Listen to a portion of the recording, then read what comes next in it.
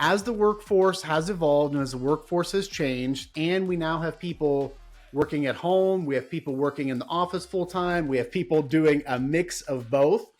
Being able to effectively communicate with one another is going to be, I think, a pretty powerful skill. Welcome to the DesignRush podcast. I'm your host, Bianca Mayer. Today we have a very special guest, Scott D'Amico, President at Communispond. Scott's journey in the world of communication is not just inspiring, but also filled with valuable insights into sales, leadership, and the evolving trends in business communication. Now, before we get started, remember to like this video and subscribe to our channel for more engaging discussions with industry leaders. Now, without further ado, let's welcome Scott to the DesignRush podcast. Scott, a very warm welcome and thank you so much for joining us today. We are absolutely thrilled to have you with us. And we're super excited to just delve into your fascinating journey, like especially in the realm of, communication. But before we do dive into those intricacies of sales and communication, I'd like to first explore the roots of your career. So could you briefly introduce yourself and share with us how your journey in the world of communication began? I would be happy to do that. And first, thank you, Bianca, for having me. Really excited to be here today and talk all things communication. My name is Scott D'Amico. I am the president of a company called Communispond, which is a global communication skills training organization. And if I think through my journey and my career around communication, it started pretty early, relatively young. I had some teachers that were pretty influential and had a big impact on me. And a big part of that really was around how they communicated with the class, how they communicated with me as an individual, got to know me, their teaching style, their methodologies, which ultimately led me to my first career as a classroom teacher. I spent about 5 years teaching high school civics and economics. From there, when I realized that teaching wasn't going to be the 30-year gold watch career for me, I thought about how do I leverage some of these transferable skills that I have? With strong communication skills, being able to present effectively, understand people, read an audience, and adapt. What can I do with those skills that isn't teaching? So I was able to take those skills and bring them into a sales career that was still somewhat related. I made the transition into adult education and corporate training, really working with organizations to understand what are some of the skills gaps that they're having and how can they help solve those skill gaps for their employees through education and corporate training. So I spent about a little over a decade with this organization. It was a global company that owned and operated adult universities. And so I spent a decade there. And after that time, 10 years is a big chunk of time to spend at one place. I started doing some reflection and understanding, okay, what do I want to do next? Do I want to stay here? Do I want to move on? And if I move on, what am I looking for? So I kind of went through and made that checklist of all the things I was looking for. While I was going through that process, I was approached by my current company, Communispond, and they really checked all those boxes of things that I was looking for. And I've been here for the past 6.5 years, started off leading the sales organization, then slowly picked up more responsibilities. And for the past 2 years, I've had the privilege of serving as Communispond's president.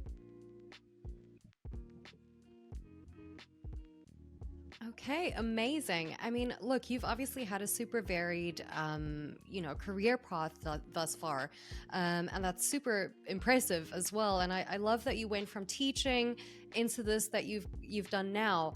Now, just once again, reflecting back on this amazing career path you've had, did you have any specific mentors or figures that really played a significant role in shaping your approach to communication and leadership? And could you share a story or a lesson that you might have learned from them that stayed with you until now?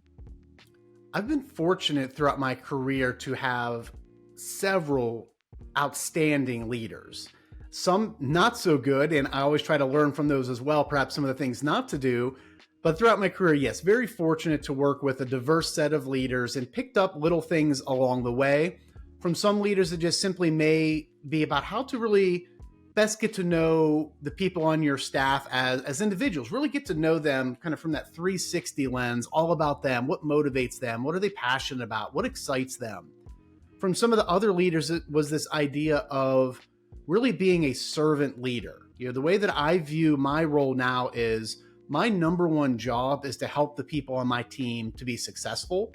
And to do that, I need to learn, what do they need from me? For some people, they need help maybe on their prospecting stuff. For other people, they need help in developing this part of their business or from a marketing perspective. So really getting to know people, understand what their goals are, what drives them, and then what do they need from me to help them be successful? Have been a couple of things that I've picked up. And then one that has always stuck with me was a leader that I had that was just a tremendous listener. One of those folks that when you talked with them, you felt like you were the only person in their world at that time. And one of the biggest things that they did was they would pause. Every time you would talk with them and I would say something, there was this deliberate 2 to 3 second pause at the end. And you could tell at that time, that's when they were processing. That's when they were listening. And that they weren't just waiting to respond to you. They really were taking in and valuing what you were saying, taking that appropriate time to process it, and then coming back with whatever response it may be. So yes, I paint myself very lucky to have had so many great leaders throughout my career that I've been able to learn from. Alrighty, so thank you so much for sharing, a bit more about your background and the things that you do, and some of your mentors and stuff. It really does, I think, pave a really good way for us to start talking about your expertise, which is of course communication, which is something that I'd really like to pivot to now, especially how communication, intersects with business. Now, we're keen to hear more about Communispond's mission and how its core values really shape your services. So I'd also like to dive into your perspective on current trends, and especially, with the younger generations entering the workforce and the rise of AI and communication, things like that. So first of all, let's talk about Communispond. I mean, could you give us an overview of the company's mission and core values, and how do these principles translate into the services and training that you provide? Absolutely. So with Communispond, our goal ultimately is to help the world communicate better. We're a global organization. We have trainers and deliver programs in countries on pretty much every continent except for Antarctica. But as I think about what we do, ultimately we work with our clients to help equip their employees with the skills to communicate with clarity, confidence, and in a concise manner that ultimately is going to help drive results for the business. For me, one of the most exciting things about my job is that the way communication skills play a part in every facet of our lives, whether it is at home with our families, out with our friends, or at work with our colleagues and clients, communication skills cut all across that.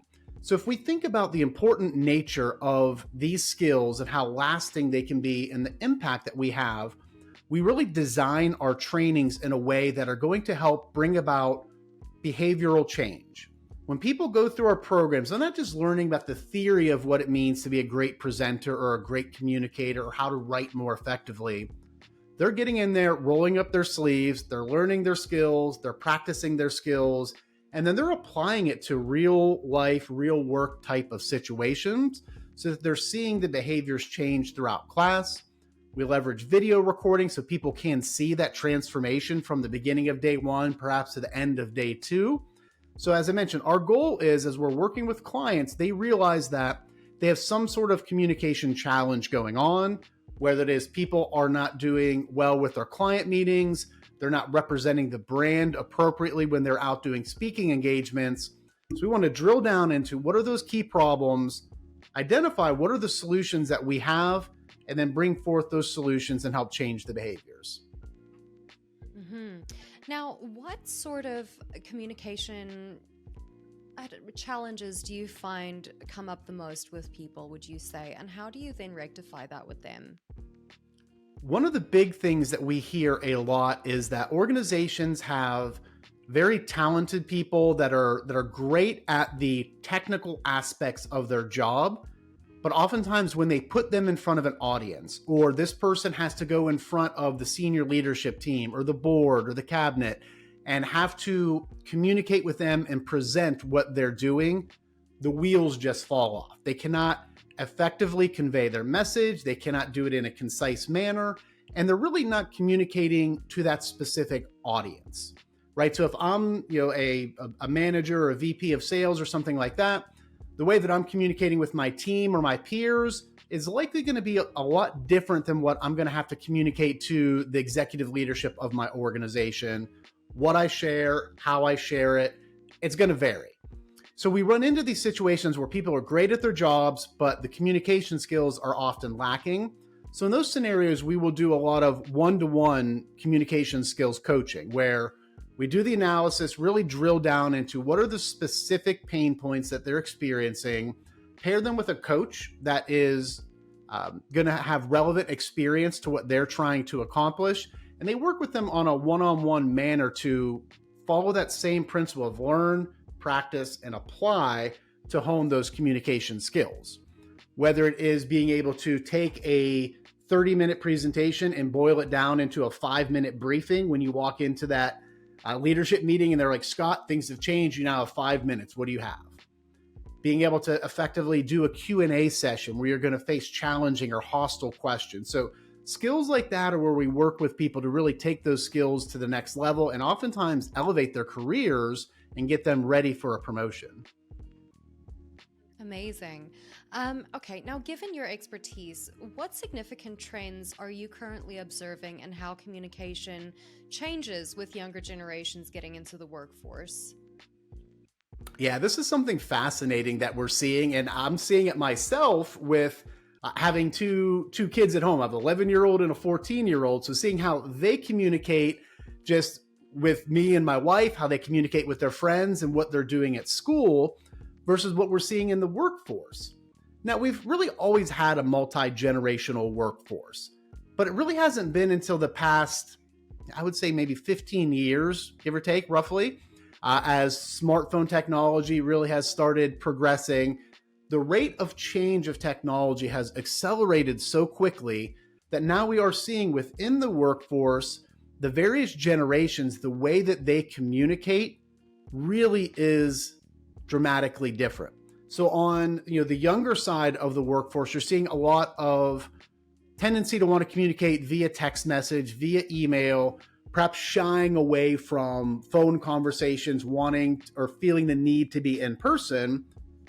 You go to the other end of the spectrum where you are seeing a lot more reliance or preference for phone calls and face-to-face communication. And I think there's a place for all of it. What I always talk about is identifying what's the right communication vehicle for this particular task. Sometimes it is a text message. Sometimes it's a face-to-face meeting or a phone call. So it's really important upon anyone in the workforce, regardless of how old you are, is to think about this particular task. What's the best tool for it? That's very interesting, actually, that you also mentioned that. But what I wanted to say is I have a friend of mine, and I have a few friends that are teachers as well.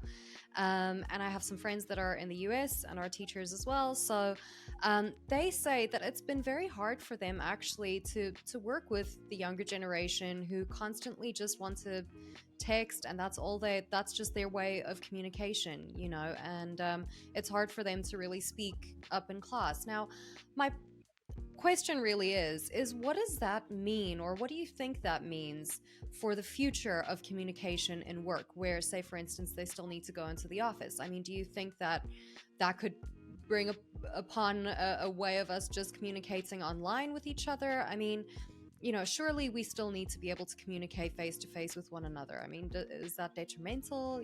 What are your thoughts on that? Yeah, I think there really is always going to be that place for face-to-face communication. And I will say I'm always excited and encouraged when I hear about opportunities in the schools where students are doing that. They're getting up and they're doing presentations. I know next semester, my son, he's a freshman in high school. He's taking a public speaking class. Last year, I had the opportunity to go into my daughter's 4th grade class and provide them some tips on public speaking and presenting to prepare them for a project that they are working on. So I think a couple of things are going to happen. One is just in general, the education system needs to adapt and evolve a little bit. So teachers that are struggling to connect with students or deliver their lessons, they're going to have to really adapt and realize that the days of a teacher standing in front of a class for 60 or 90 minutes and just lecturing at them really aren't going to work. They're not going to be successful. Students are not going to be responsive to that. And then on the corporate side, it's this idea of adapting and being flexible. People are realizing, and I think they have realized over the past several years, that a lot of folks can do their job just as, if not more effectively, in a remote environment at home. If you think about all the time waste and the stressors that go away from commuting and office politics and things like that, there's a lot of jobs that can be done a lot more effectively not in that office environment. And fortunately, we have great tools through technology that can help with that collaboration. So for me, it always goes back to, what's our task at hand and what's the best way to handle this? Sometimes in a classroom, it's truly information sharing, and maybe a brief lecture is the best for that. But other times it's going to be some sort of interactive activity. Sometimes at work, it is a face-to-face meeting where it really does make sense to bring people together, to be around a table, to work on a project. But what I've heard from a lot of clients as we're meeting with them is, they're struggling with employees are coming back to the office and sharing that, okay, I just commuted 60 minutes to get here to sit at my desk and attend Zoom meetings all day long because we're a global company. We have offices all over the world. So it really is finding that balance and ultimately finding what's going to be the right approach for this particular task. Exactly. Okay. So it's really, like you say, just adapting the way that we are teaching our teens and stuff like that, and setting them up for success for communication in the future. Now, considering the evolving landscape of business communication, which specific areas do you think are poised for really major improvements in 2024? So as I think going into 2024, some of the areas for communication that really are poised for change or growth, or where there's really a demand for skill set, I think one part is just general interpersonal communication. As the workforce has evolved and as the workforce has changed, and we now have people working at home, we have people working in the office full time, we have people doing a mix of both, being able to effectively communicate with one another is going to be, I think, a pretty powerful skill. So if you're somebody that can communicate in person, you can communicate over phone or through a Zoom meeting and get your message across, and you can also effectively articulate your ideas through text or email, that's going to be somebody that's very sought after, I believe, because the world has changed and we need people that can not only be successful when they have their team in front of them around the table and they can walk around and monitor and keep track of everything. That's not the case anymore. So if you're a leader, you need to be able to say, okay, how do I keep my team engaged in a remote environment? What do I need to change about my meetings that used to happen in person in a conference room that are now happening over Zoom or Teams or whatever platform that you use? And now I might have to put a lot more information out through memos or updates or through the Slack channel or through email communication. So if you can take somebody that really has that full skill set, that's going to be pretty powerful. Mm-hmm. Exactly. Now, I want to ask or add to that as well. What do you foresee happening within 2024 or the years carrying on, how the rise of AI-powered communication tools will affect how we communicate with one another now? AI is definitely going to play a big part in our lives in general moving forward. It's something I use on a regular basis. So I think AI is a great way to augment a lot of our existing communications. So if you have a presentation coming up, or you have maybe a social post that you're doing, an email going out, there's some great features that can really help to make sure that it is developed in the most appropriate way for that particular audience. I think one of the challenges that people face with communication is they take a one-size-fits-all approach to their message. Whether it's a stand-up presentation that they're giving or an email that's going out, they don't always factor in the audience. And so what AI can really help us to do is say, okay, I have this core message that I need to get out there. I have multiple audiences that I'm trying to reach. How can I best format and adjust this message to help hit the main points for each of those different audiences that I have to serve? Okay. And are you currently using AI to do these types of things as well? Yes, I use AI on a regular basis for my communications, sometimes just as a quick spot check. We offer a Communispond writing training that teaches a lot about how to effectively format your messages so that you can get your point across clearly and succinctly. But yeah, I do use AI as if I'm writing a blog post or doing something for social media, or sometimes even just for ideation to get ideas for different things to put out there from a marketing perspective. It's been a great tool. Amazing. Now, we touched upon this a little bit earlier about remote work. I did want to ask one question though. I mean, do you think that remote communication can provide the same level of understanding as face-to-face interactions? And if so, how do you think that's possible? I think it can get pretty close, if not right there. I think in order to do that, the person delivering their message needs to be very aware of and conscious of how people operate in virtual environments. When you have a group in a room around a conference table, it's a lot easier to eliminate distractions. So if you have an hour-long meeting in a conference room, very easy. If people aren't coming in with their laptops, they have their phones put away, you really can focus in on that. They're not getting distracted. When you think about the remote environment, trying to do an hour-long meeting where you have no idea if the person has their cell phone open on their desk, you don't know if their instant messenger is going off, if their emails are popping up, if somebody's coming into their home office. So you need to be aware about how you structure your meetings, the timing of your meetings, not only how long they are, but what time of day you're doing them, the frequency, and then also people's learning styles. Really just in a virtual meeting, talking at somebody for a half hour, 45 minutes is not going to be effective. You need to find ways to use the polls, use the technology, use the whiteboard features in these platforms to keep your audience engaged.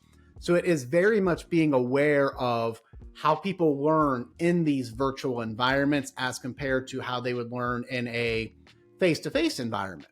So several years ago, when we went through the necessary exercise of taking a lot of our in-person training that we would typically deliver at a client site for a group of people in a training room, and then figuring out, okay, how do we capture this idea of learn, practice, apply, drive behavioral change, but do it in a virtual environment with a live instructor? How do we have to tweak and adjust our lessons and the timing and the interactivity to make sure it is still successful? And we have seen tremendous success with our virtual program. So it absolutely can happen. You just need to be very thoughtful about it. Okay. And then by the same token, what's your perspective on video calls versus audio only calls? I mean, is there one that a company should be prioritizing, seeing each other on camera or not? And why would you say that is?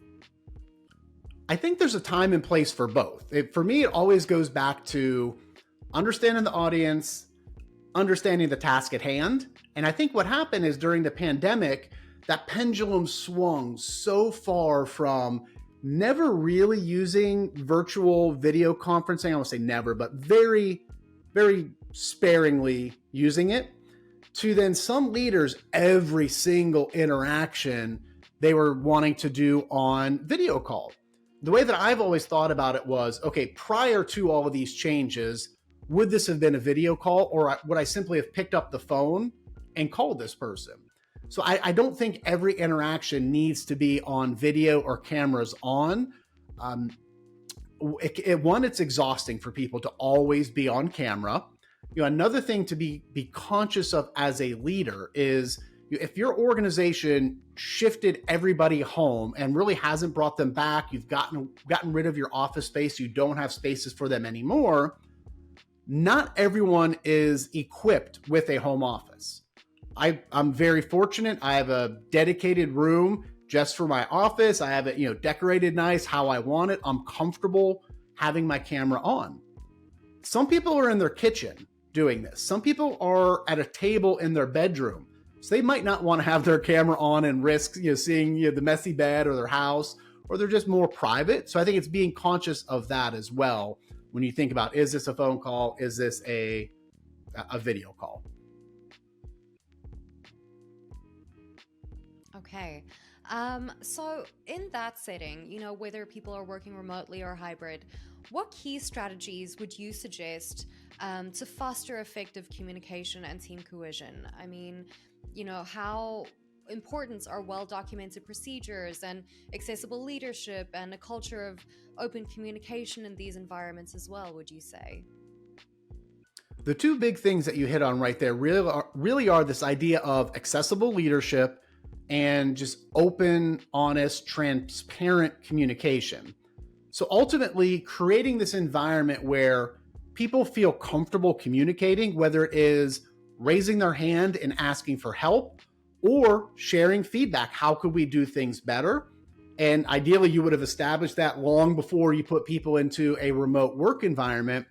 And then beyond that, realizing the accessibility is important. A lot of people, and if I think about early on in my career when I worked in an office, I loved the ability to just be able to pop into my boss's office and just quickly ask a question. Or sometimes it is just saying hi to continue to build that relationship. That visibility was important early on in my career. So as I think about now from a leadership perspective, just making sure that I'm accessible to my team, whether it is a quick text message or a message on Teams, or somebody does, uses the phone to call, or we set up a video conference. Really being accessible is going to be important when we have this remote or hybrid workforce where some people might have the luxury to still pop into their boss's office, but other people don't. So you take those two things will really help create an effective environment. And I do believe, documenting and having processes in place are important, but without strong leadership, without effective communication and that accessibility, the processes really aren't going to do much for you.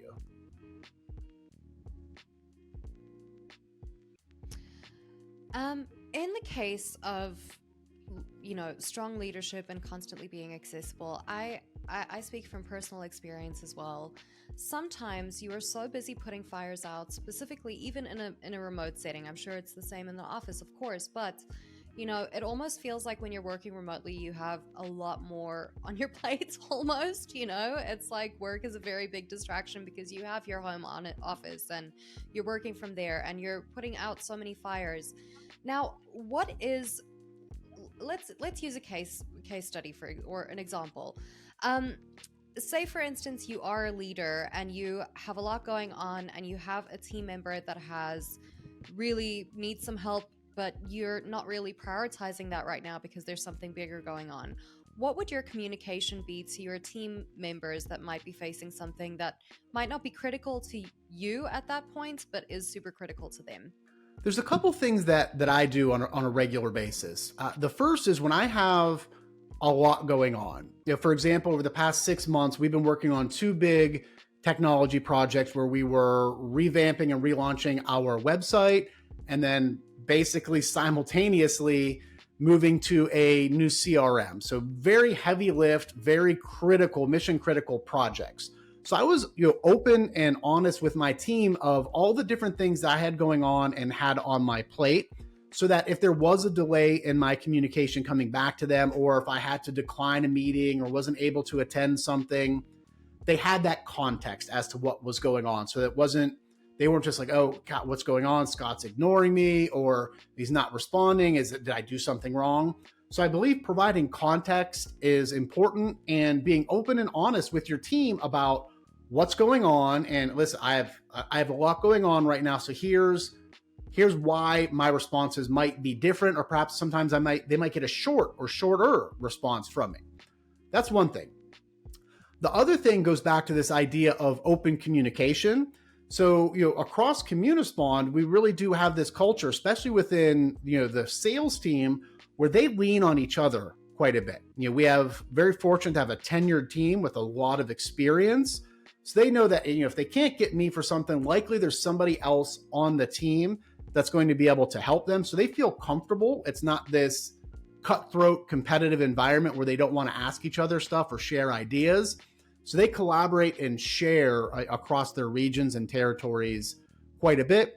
And then beyond that, there are always other people at the organization. If they need to go to the CEO and the owner of the company for something that is important, they know they can reach out really to anyone at the company at any time for assistance.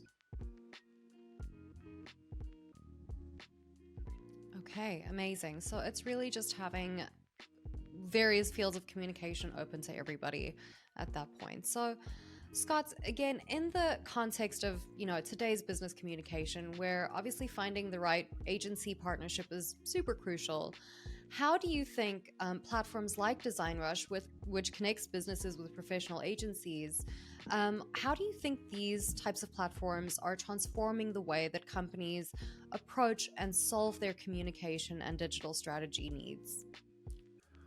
One of the things that I always talk about with my team, the sales team, is they're out, working with a prospect or potential client, is a lot of times when a buyer is making a purchasing decision, sometimes their professional reputation or perhaps even their career at that company can be on the line with making a big purchase, whether it is for an agency, some sort of training, technology, software, whatever it may be. When they're making that decision, they're putting their neck out a little bit. So for us, it's really incumbent to be very thorough in understanding what is their challenge, what's their pain point, how can we help them, and how can we assure them that we are the right person, right organization for them at this particular time. So anything that we can do to alleviate some of those stressors or concerns that they could have about, what if this doesn't go right? What if this doesn't go well? And so if I think about services like DesignRush that do this, where they can take some of the guesswork out, where they're going through and identifying, here's some great strategic partners, here's a lot of information about them, here's what you need to know, here's some reviews, all that stuff that does take out some of the guesswork is really important. And I know when I make purchasing decisions for Communispond, whether it is for the CRM, for the website, for sales intelligence software, I'm going to sites like that and tools like that to figure out, okay, what are other people doing? What are some of the reviews? What are the pros? What are the cons? Is this a reputable company? Are they going to be around in 6 months, 6 years, so that I don't make a decision that comes back to bite me? So I think it plays an absolutely invaluable service. Exactly. I mean, those are some really good points. Thank you. Okay, now Scott, I want to shift gears a little bit, from general business communication to like the specific area of sales. Now, we're curious about your views on the emerging trends that's happening in sales and what this all means as we head into 2024. But before we get started on that, if I were to ask you to sell me your communication right now or your communication training right now, how would you do it? Absolutely. So I would start with questions. Really, that's the groundwork for anything that we do. So, Bianca, I'm prepared today to tell you all about Communispond and our training programs. But before I do that, I want to make sure that I understand what's most important for you and ultimately, what do you want to get out of our conversation today? So if you could start with telling me a little bit about some of the issues you're facing with communication skills at your organization, that'll help me make sure that I best share what's most relevant for our conversation today. So I would say for instance, I said my thing is public speaking. I'd like to learn how to public speak a little bit better. What would your intro to that be?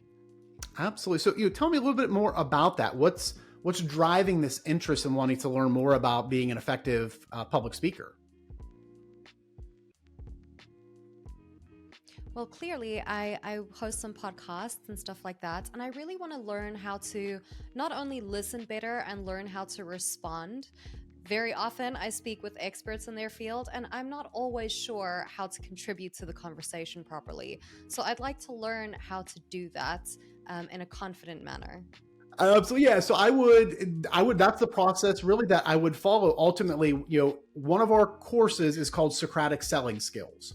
And it starts off with this idea of beginning your meetings with a Socratic opener, where you want to demonstrate that you're prepared for the meeting, but ultimately I want to learn from you, understand from you what's most important so that I can share what's most relevant.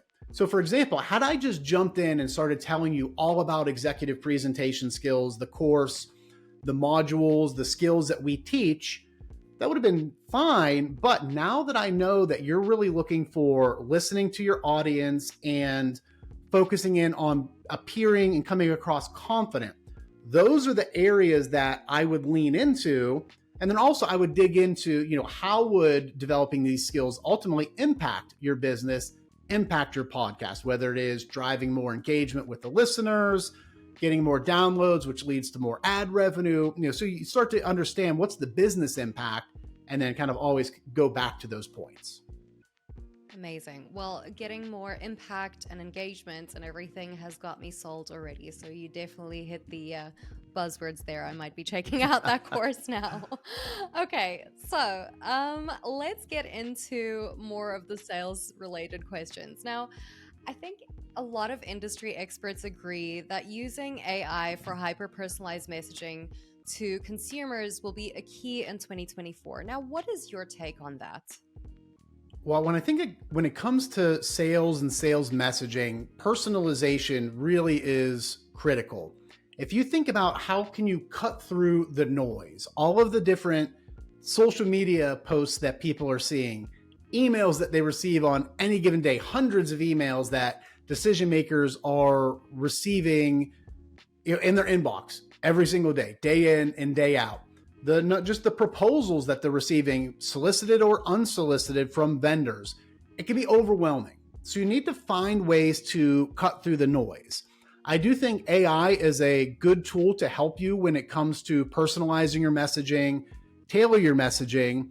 What I would say that maybe the caveat to that is when it comes to personalization, the big thing that I always focus on, especially from a B2B perspective, but also in a B2C perspective, is what problem are you solving for them?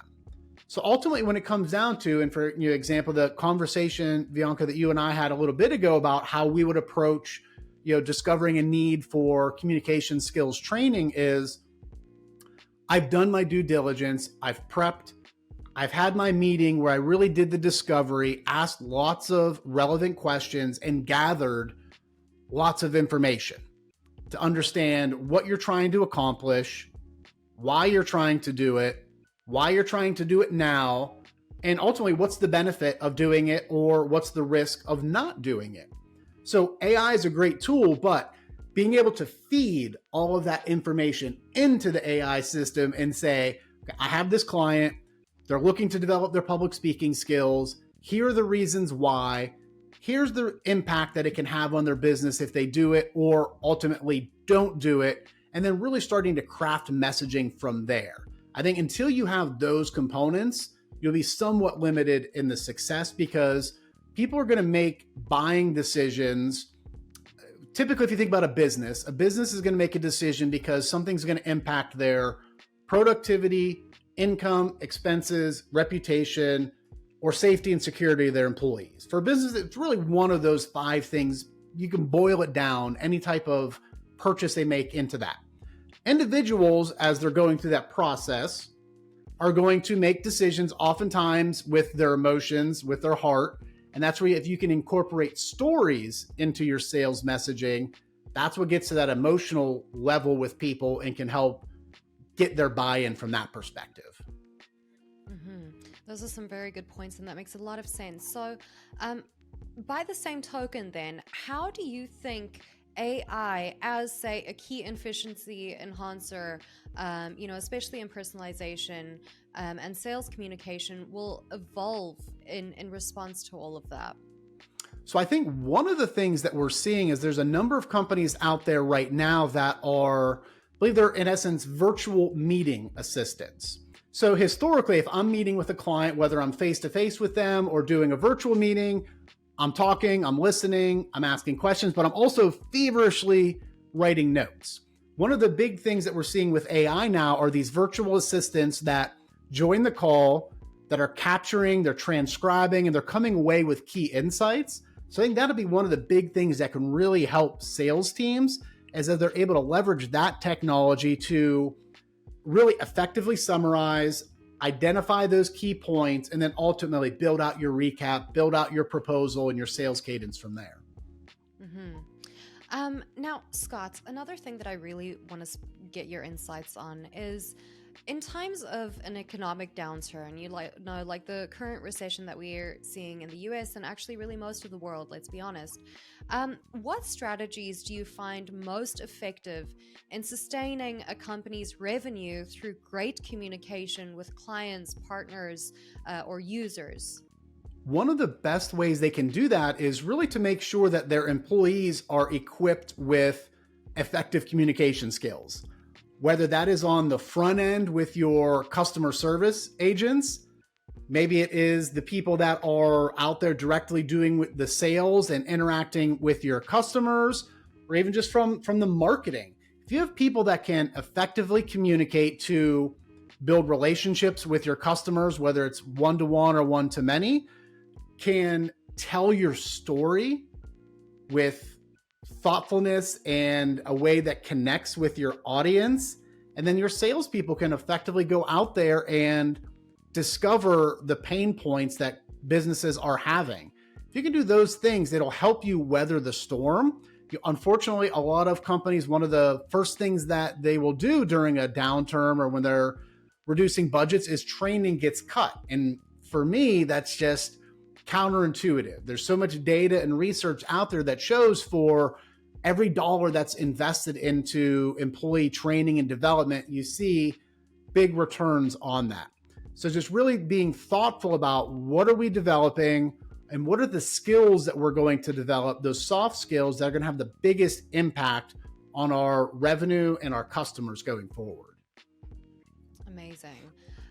Okay, now I have to ask this question because it's a question that our sales team actually comes up with for potential candidates. And I just thought that it would be super interesting to get your take on the answer to this.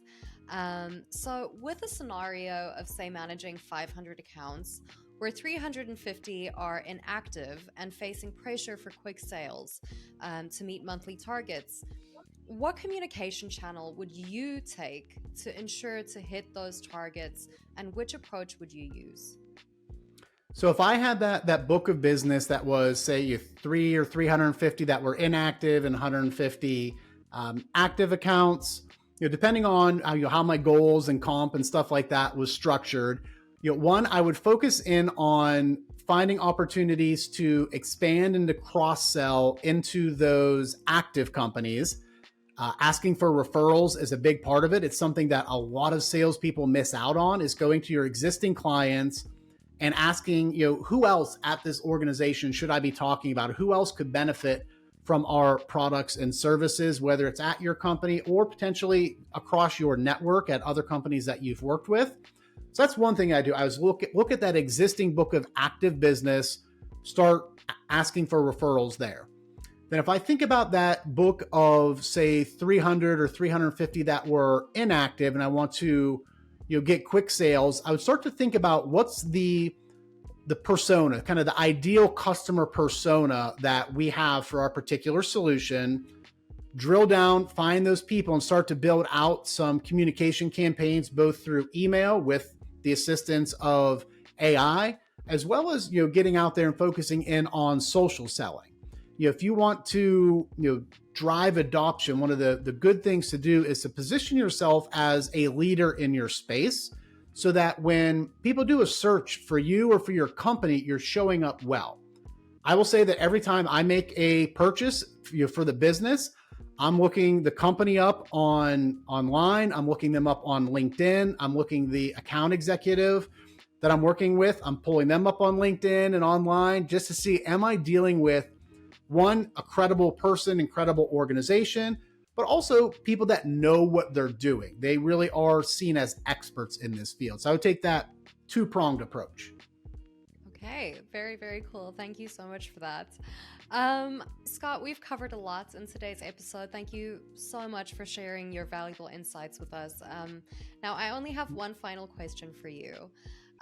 So finally, if you had the opportunity to go back in time, what advice would you give yourself at the start of your career about navigating life and career choices? The one thing that I would say is I would focus in on really developing those communication skills sooner and fine tuning them sooner to gain a certain level of comfortability. And what I mean by that was, while I always felt that I've had solid communication skills, as I mentioned at the beginning, I started off as a classroom teacher. So I was comfortable getting up in front of an audience, even in high school, having opportunities to deliver speeches, going through college, doing it a lot. And then in a sales career, having lots of opportunities to present one to many.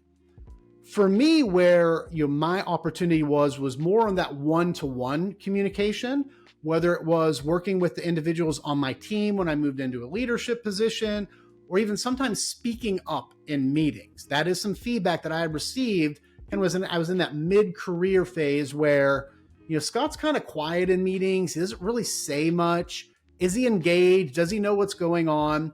So kind of going back to my younger self and saying, listen, focus in on building the skills that are going to help you feel comfortable more so in those one-on-one communication settings, and feeling comfortable speaking up and being able to clearly articulate your ideas in meetings when perhaps you aren't the leader of the group, but you're a contributor.